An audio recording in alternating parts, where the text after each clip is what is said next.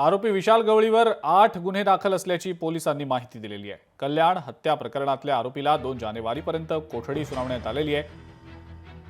आरोपी आणि त्याच्या पत्नीला पोलीस कोठडी सुनावण्यात आलेली आहे। कल्याण हत्या प्रकरणामध्ये आता पोलीस अधिक तपास करतायत।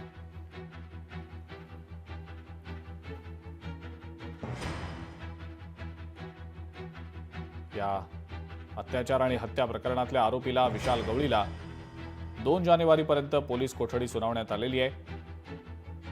आरोपी आणि त्याच्या पत्नीला ही पोलीस कोठडी सुनावण्यात आलेली आहे। सखोल तपास करून सदर आरोपीला आम्ही शेगाव येथे त्याचं लोकेशन ट्रेस केलं। त्याचं वास्तव्यामध्ये तिथं असल्याचं तपासामध्ये निष्पन्न झालं।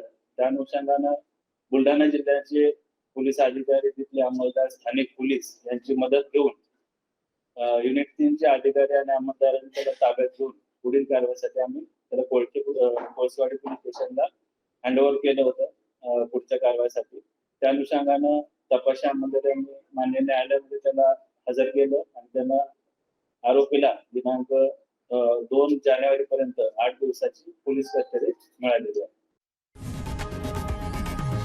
लोकशाही मराठी ऐका, पहा, जागरूक रहा।